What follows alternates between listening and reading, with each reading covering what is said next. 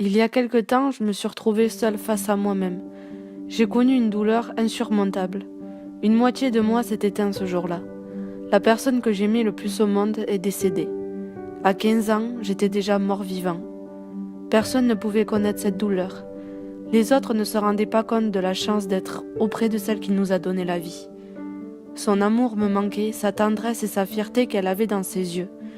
À partir de là, je vivais avec un gros manque que personne ne pouvait combler. Je me suis renfermée et je me suis éloignée du monde.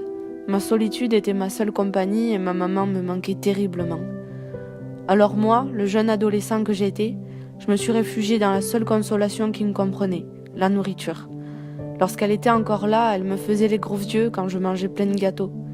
Avant qu'elle parte, j'étais déjà assez gros, mais dans le reflet des yeux de ma mère, je ne voyais qu'un petit garçon innocent et qui aimait manger. Elle n'a jamais fait ressentir que j'étais gros.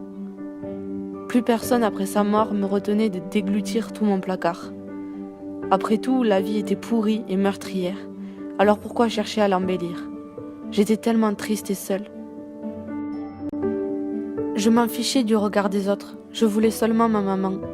Manger ne me rendait pas plus heureux, mais ça soulageait mon corps. C'était un sort de médicament qui soignait ma peine. Il allégeait le poids du deuil. Je suis montée jusqu'à 3 chiffres, dont j'ai honte aujourd'hui. 100 kilos de haine, de tristesse, de deuil, de raisons pour détester la vie un peu plus. L'espoir que je voyais dans le regard de ma mère, je le trouvais plus chez personne. Plus personne ne voulait de moi, j'étais la honte de la famille.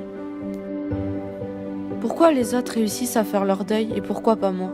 Elle est morte et tout le monde continue leur vie sans que rien ne se soit passé. J'étais le membre faible de la famille. Et c'est alors qu'un an plus tard, à 16 ans, je me suis fait virer de chez ma propre tante. J'étais sans espoir, plus aucune chance d'être aidée. J'étais encore plus seule qu'avant. La nourriture ne me suffisait plus, alors j'ai sombré dans quelque chose qui pourrait me mettre dans des états qui me fassent oublier mon état, l'alcool. J'étais irrécupérable, et j'avais à présent 2 démons qui devenaient mes amis les plus proches, la nourriture et l'alcool. J'étais sans domicile, je faisais pitié à tout le monde. Personne ne voulait de moi. Alors que je demandais simplement de l'aide, une main qui pourrait me sortir de là, j'ai sombré dans une dépression profonde. On m'a placé dans un foyer pour jeunes.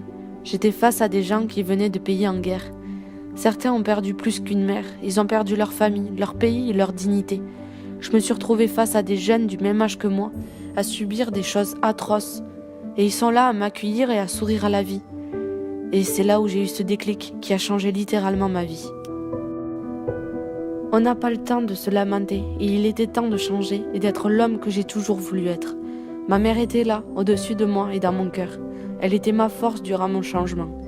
À 18 ans, j'ai décidé de perdre du poids, avec simplement de la volonté et un brin d'espoir. Aujourd'hui, j'ai 19 ans et j'ai perdu 20 kilos. Je me bats chaque jour pour rentrer dans l'armée. Je n'ai pas totalement confiance en moi, mais j'ai gagné énormément depuis mes 15 ans. Je suis plus ce petit garçon qui pleurait sur son sort et qui n'avait plus de raison de continuer. Je mange mieux sans forcément me priver. Je me suis réconciliée avec moi-même et j'ai fait le deuil de ma mère. Je me suis rendu compte qu'on n'est jamais mieux accompagné que par soi-même. Ma mère de là-haut est fière de moi. Même avec des échecs, je me suis relevée. Je suis tombée 7 fois et je me suis relevée 8 fois. Regardez d'où vous partez et soyez fiers de vous. Beaucoup de personnes ne croyaient pas en moi. Aujourd'hui, les mêmes personnes me demandent des conseils. J'ai changé pour moi et pour personne d'autre. Je voulais être une meilleure version de moi-même. Si j'avais un conseil à vous donner, donnez-vous les moyens de réussir. Parce que quand on veut, on peut.